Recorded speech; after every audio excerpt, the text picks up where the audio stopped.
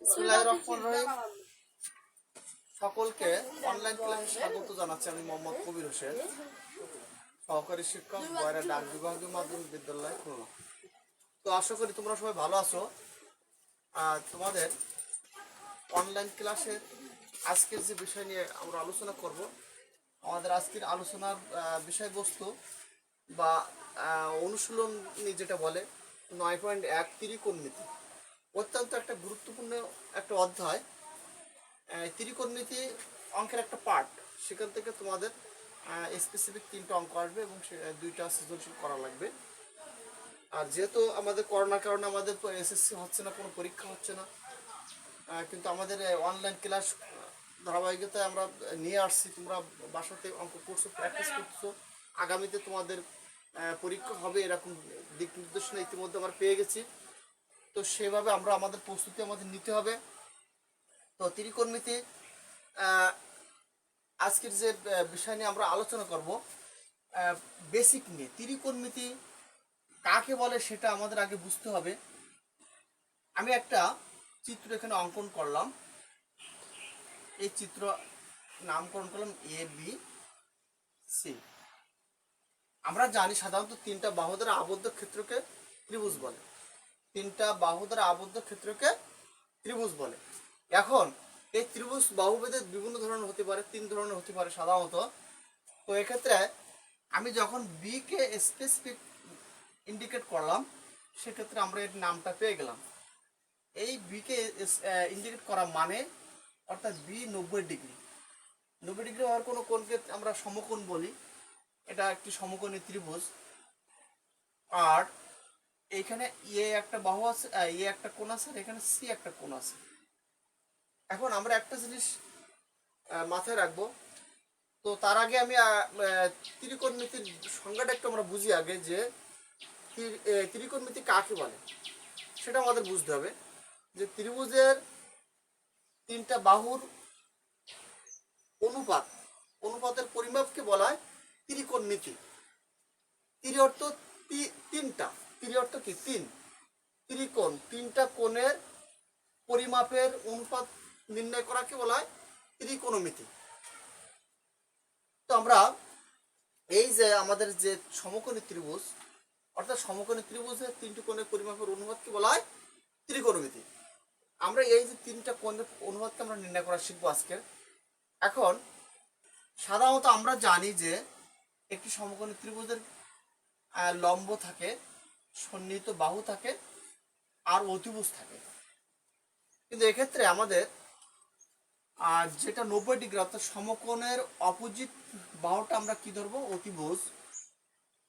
আমাদের এটা আগে চিনতে হবে, আমাদের বাহু চেনা শিখতে হবে। বাহু, অতিভুজ, লম্ব এগুলো যদি আমরা না চিনতে পারি তাহলে আমাদের অঙ্ক করতে সমস্যা হবে, আমরা ভুল করে ফেলবো। এখন 90 ডিগ্রি যে কোণটা হবে তার অপোজিটটা অতিভুজ, এবং আমাকে নির্দেশনা দেওয়া থাকবে যে একটা কোণ থিটা কোণ নির্দেশনা থাকবে। এখানে সি কোণ থিটা হলে সি কোণ থিটা হলে এক্ষেত্রে এটার অপোজিটটা আমরা কি ধরবো? লম্ব। এবং যেহেতু আমরা লম্ব পেয়ে গেলাম, অতিভুজ পেয়ে গেলাম, তাহলে বিসিটা আমাদের কি হবে? ভূমি বা সন্নিহিত বাহু। এখন আরেকটা প্রশ্ন আছে আমার, এক্ষেত্রে যদি আমি কে যদি আমি থিটা কোণ ধরি, এ থিটা হলে আমার এর অল্টারনেট যে বাহুটা আছে, অর্থাৎ বিসি লম্ব, এ বি ভূমি, এবং এসি অতিভুজ।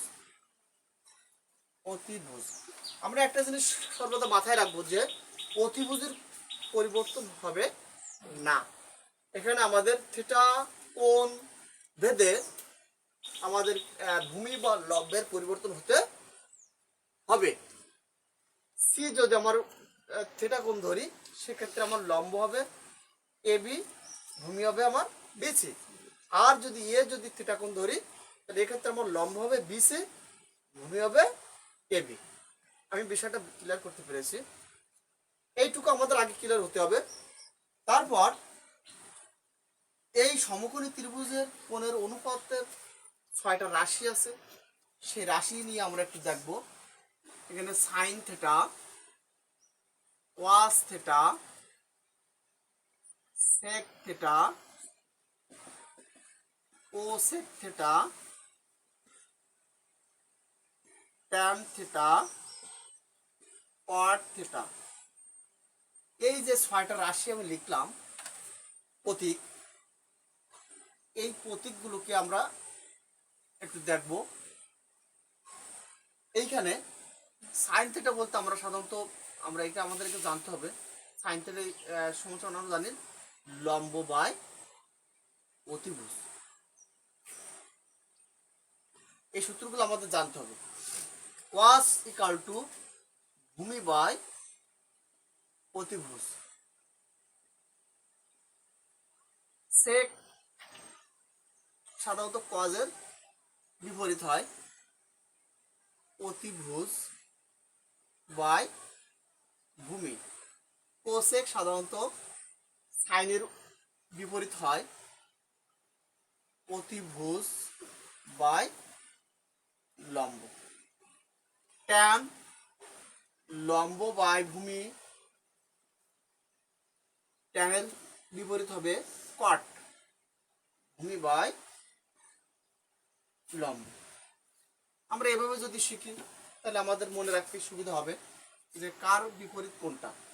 সাইনের বিপরীত কোসেক, কজের বিপরীত সেক, ট্যানের বিপরীত কট। এরই ধারাবাহিকতায় আমাদের এখানে আরো কিছু সূত্র আছে, আমরা এটাও একটু ধারণা নেব। সাইন সমান আমরা লিখতে পারবো 1 বাই কোসেক, যেহেতু সাইনের অল্টারনেট কোসেক। এখানে কজ 1 বাই সেক, তাহলে সেক কি হবে 1 বাই কজ, তার alternate. Cosec 1 by sine, sine theta. Tan 1 by cot theta, cot 1 by tan theta. আমরা এগুলো মুখস্থ রাখবো, কারণ এই সূত্রগুলো আমাদের অবশ্যই জানতে হবে, না জানলে আমরা অঙ্ক করতে পারবো না। ত্রিকোণমিতির অঙ্ক করতে হলে অবশ্যই সূত্রগুলো আমাদের মুখস্থ রাখতে হবে, মাথায় আমাদের এটার ভালো ধারণা রাখতে হবে। আমরা বিভিন্ন স্লোগানের মাধ্যমে শিখতে পারি, বিভিন্ন টেকনিক্যালে শিখতে পারি, তবে আমি মনে করি এই ত্রিকোণমিতি বা অঙ্ক করার জন্য আমাদের ওই স্লোগান বা টেকনিক না শিখে সরাসরি আমরা সূত্রগুলো মুখস্থ রাখার চেষ্টা করব। কারণ এটা মেলা কঠিন কিছু না। অঙ্ক করার সময় দেখবা এইটা যদি আমাদের সে মেমোরিতে যদি তাৎক্ষণিকভাবে যদি আমরা সূত্র না আনতে পারি তাহলে কিন্তু আমাদের অঙ্ক করতে দেরি হয়ে যাবে। এই জন্য আমরা অবশ্যই কী করবো, এটা মুখস্থ রাখবো। তো এখানে আর একটা সূত্র আছে আমাদের, টেনশন আমরা আরেকটা লিখতে পারি সাইন থিটা বাই কোয়াস থিটা। তাহলে এক্ষেত্রে কি হবে কোয়াস থিটা বাই সাইন থিটা। তো এইখানে আমরা অষ্টম শ্রেণীতে একটা জিনিস শিখেছিলাম, পিথাগোরাসের সূত্র। এটা আমাদের অনেকের ধারণা আছে যে একটি সমকোণী ত্রিভুজের অতিভুজের উপর অঙ্কিত বর্গক্ষেত্র অপর দুই বাহুর উপর অঙ্কিত বর্গক্ষেত্রের যোগফলের সমান হবে। এটা আমরা অষ্টম শ্রেণীতে শিখেছিলাম। সেই সূত্রের ধারাবাহিকতায় আমাদের এই সূত্রগুলো আমরা পেয়েছি। এখানে আমরা জানি সাধারণত কি AC square equal two AB square plus BC square আমরা লিখতে পারি। অর্থাৎ অতিভুজের উপর অঙ্কিত বর্গক্ষেত্র অপর দুই বাহুর উপর অঙ্কিত বর্গক্ষেত্রের যোগফলের সমান। অর্থাৎ আমরা বলতে পারি যে অতিভুজ স্কয়ার ইকাল টু লম্ব স্কয়ার প্লাস ভূমি স্কয়ার। এখন আমি এই যে সূত্রগুলো এখানে লিখলাম, সাপোজ এখানে যদি আমরা বলা হয় যে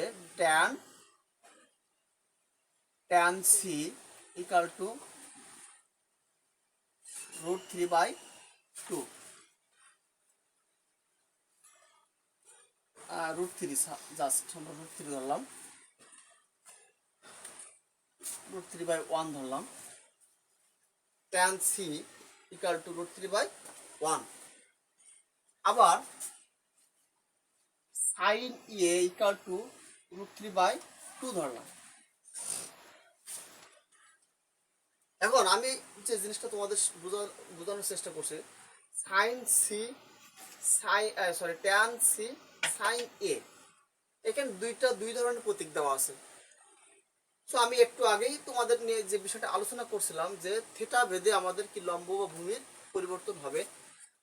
এখানে tan c বলতে আমার এই সি কোণকে থিটা কোণ বোঝাচ্ছে, এটা আমাদের বুঝতে হবে। আর সাইন এ বলতে আমাদের এটাকে বোঝাচ্ছে, এ কোণকে আমাদের থিটা কোণ ধরতে হবে। এখন আমি যদি সাইন এ কে নিয়ে যদি কাজ করি, সাইন এ ইকুয়াল টু √3/2, এক্ষেত্রে আমাদের অন্য যে ত্রিকোণমিতির অনুপাত সমূহ আছে তাদের মান নির্ণয় করতে হবে, এগুলোর মান আমাদের নির্ণয় করা শিখতে হবে। তো এক্ষেত্রে আমরা সাইন এ সমান কি জানি, অতিভুজ লম্ব বাই অতিভুজ। সাইন সমান আমরা কি জানি, লম্ব বাই অতিভুজ। অর্থাৎ এখানে আমার লম্ব আছে √3, অতিভুজ আছে 2, কিন্তু আমাদের ভূমি এখানে আরেকটা প্রশ্ন আমার আছে যে যেহেতু আমরা সাইন এ লিখছি সেহেতু আমাদের থিটা কোণ কিন্তু এই কোণটা আমাদের থিটা কোণ, সেক্ষেত্রে লম্ব আমার কি হবে, অপোজিট লম্ব এটা হবে, অতিভুজের কোনো পরিবর্তন নাই। আর ট্যানের ক্ষেত্রে আমাদের লম্ব হবে এটা, অর্থাৎ সি এখানে থিটা কোণ, সেক্ষেত্রে লম্ব হবে আমার এটা, আর ভূমি হবে বিসি। আশা করি আমি বোঝাতে পেরেছি। তো এখানে আমাদের সাইন সমান আমরা কি জানি, লম্ব বাই অতিভুজ। এখন লম্ব আমার যদি 3 হয় আর অতিভুজ যদি আমার 2 হয়, ভূমির মান দেওয়া নাই, এক্ষেত্রে আমার cos থিটার মান যদি আমার বের করতে চাই বা cos এর মান যদি আমার বের করতে চাই, সেক্ষেত্রে আমার ভূমির মান প্রয়োজন হবে, ভূমি বাই অতিভুজ। তাহলে আমার এখানে ভূমি যেহেতু নাই সেহেতু আমাদের ভূমি বের করা শিখতে হবে।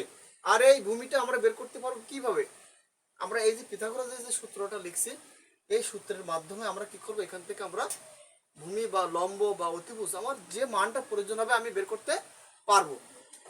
এখন আমরা এই সূত্র অনুসারে আমরা মান বের করি, বা এসি স্কয়ার, এখানে এসি বলতে আমার 2 আছে, এ বি আমার নাই, বের করতে হবে, রেখে গেলাম, বিসির মান √3 এর স্কয়ার, তাহলে 4 equal to A B square plus root আর স্কয়ার কেটে গেলে 3 থেকে গেল, বা A B square equal to এই 3টাকে আমরা যদি সাইড চেঞ্জ করি তাহলে 4 থেকে বাদ গেল, বা A B square equal two 1, অতএব এ বি ইকুয়াল টু 1 কে যদি আমরা বর্গমূল করি 1 পাই। সো আমাদের ভূমি আছে কত, 1। এখন আমরা কিন্তু এই মানগুলোতে আমরা মান বসাই দিতে পারি, যেমন সাইন সমান আমাদের দেওয়া আছে √3/2, বাট কস সমান আমরা কি জানি, ভূমি বাই অতিভুজ, ভূমি 1 অতিভুজ 2, সেক সমান অতিভুজ বাই ভূমি, অতিভুজ আমার 2 ভূমি আমার 1 ইকুয়াল টু 2 হয়। এখানে আমাদের কি আছে, কোসেক, কোসেক অতিভুজ বাই লম্ব, অতিভুজ আমার 2 লম্ব √3। অনুরূপভাবে ট্যান সমান আমরা কি লিখতে পারি, লম্ব বাই ভূমি, লম্ব আমার আছে √3, ভূমি আছে আমার 1 ইকুয়াল টু √3। পার্ট অনুরূপ 1/√3 হয়, তার বিপরীত রাশি। এই যে আমরা রাশিটা নির্ণয় করলাম, এই যে অনুপাত নির্ণয় করলাম, এটা হচ্ছে আমাদের কি ত্রিকোণমিতি বা এই সমকোণী ত্রিভুজের কোণের অনুপাত সহ আজকে আমরা নির্ণয় করা শিখলাম।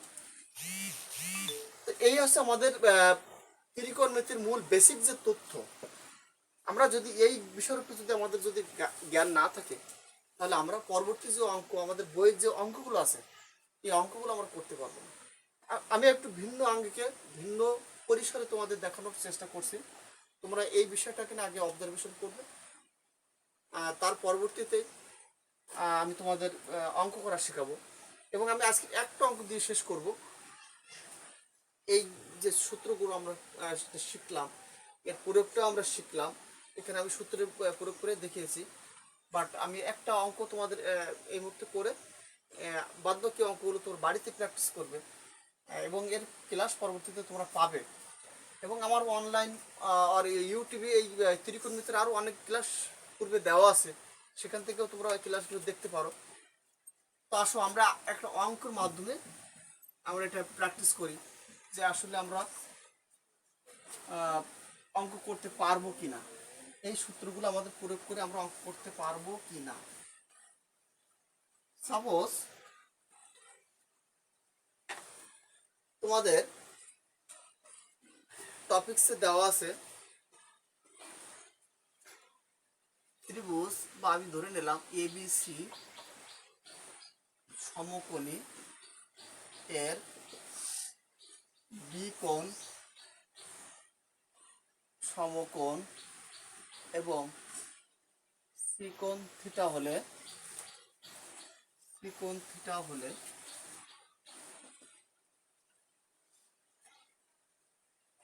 এবং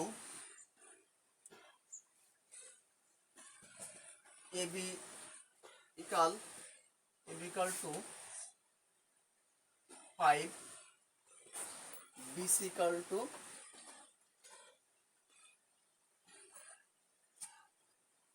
4 হলে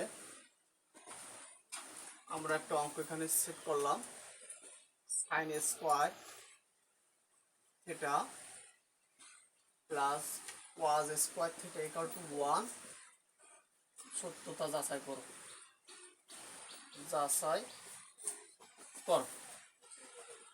এখন এই যে আমি একটা অঙ্ক সাপোজ ধরে নিলাম। এখন ABC সমকোণী এর বি কোণ সমকোণ, আমরা তাহলে আগে একটা ত্রিভুজ আমরা অঙ্কন করব, সাথে সাথে আমরা অবশ্যই ছবি আঁকাবো। বি কোণ সমকোণ আমি বি কোণটা এখানে দিলাম, সি কোণ থিটা কোণ আমি সিটা এখানে দিলাম, তাহলে অল্টারনেটে আমাদের এ উপরে চলে গেল। তো এটা আমাদের সমকোণ, এটা থিটা কোণ। এখন আমাদের এবির মান দেওয়া আছে 5, বিসির মান দেওয়া আছে 4। সেক্ষেত্রে আমাদের এসির মান বের করে নিতে হবে। প্রথমত আমাদের কি কাজ, এই এসির মানটা আমাদের বের করে নিতে হবে। আমরা যদি এসির মান বের করতে পারি, তাহলে আমাদের যে কোনো অঙ্ক আমরা করতে পারবো। তো দেখো, এসির মান আমরা সেই পিথাগোরাসের সূত্র অনুসারে AC square equal to AB square plus BC square, আমরা এটা ইতিমধ্যে শিখলাম। AC square equal to 5 square plus 4 square. So AC square equal to 25 plus 16, বা এসি ইকাল টু এটা যোগ করলে 1 4 অর্থাৎ 41, এবং স্কয়ারটাকে আমরা কি করে দিলাম, রুট করে দিলাম। এখানে রুট 41। এখন আমাদের কি আছে, অঙ্কে আছে যে সাইন আর কোয়াস, আমরা আলাদা আলাদা মান বের করে নিই।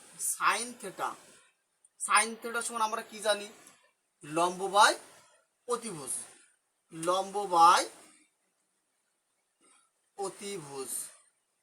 তো লম্ব বাই অতিভুজ, লম্ব আমাদের কি পেয়েছি, লম্ব আমাদের 5 আছে, অতিভুজ আছে আমাদের রুট 41। কস থিটা, তো কস থিটা ইকাল টু আমরা কি ধরবো, ভূমি বাই অতিভুজ। আমরা ইতিমধ্যে সূত্রগুলো শিখছি। সেখানে 4/41 41 রুট 41 ওর মান পেয়ে গেলাম। এখন এটাকে যদি আমরা বাম পক্ষ ধরে কাজ করি, দেখো 5/√41 এর হোল স্কোয়ার প্লাস কজের মান 4/√41 এর হোল স্কোয়ার। এখন স্কোয়ার উভয় পক্ষকে আমরা বর্গ করব, 5 5 25। এখানে স্কোয়ার রুট কেটে গেলে 41 থাকে, এখানে 4 4 16, এখানে স্কোয়ার রুট কেটে গেলে 1, যেহেতু যোগ আমরা লসাগু করব 41 লসাগু, তাহলে 25 প্লাস 16 এখানে যোগ করলে হয় 41/41 ইকুয়াল টু 1 হয়। আমাদের ডান পক্ষ 1 আছে, ইকুয়াল টু ডান পক্ষ। সো এই যে অঙ্ক ত্রিকোণমিতির আমরা যদি অনুপাতের মান যদি আমরা নির্ণয় করে নিতে পারি, তাহলে আমাদের যে কোনো অঙ্ক আমরা করতে পারবো। পাশাপাশি তোমাদের সূত্রের প্রয়োগে করতে পারো। এখন অধিকাংশ ক্ষেত্রে সৃজনশীল অঙ্কগুলো তোমাদের আমাদের আজকের যে নিয়মটা আমরা ফলো করলাম, এই নিয়মের উপর ভিত্তি করে অঙ্ক তোমাদের পরীক্ষায় থাকবে, এবং এই নিয়মগুলোকে অবশ্যই তোমরা যথাযথ অনুশীলন করে বাড়িতে প্র্যাকটিস করবে। আজকের এই ক্লাস এখানেই আমি সমাপ্তি করছি, এবং আগামীতে তোমাদের যে পাঠ্যক্রমের যে অঙ্ক, সেই অঙ্ক ক্লাস নিয়ে আসবো। সে ক্লাসের গুলো তোমাদের দেখার জন্য আহ্বান জানিয়ে আজকে ক্লাস শেষ করছি এখানে। সবাইকে ধন্যবাদ।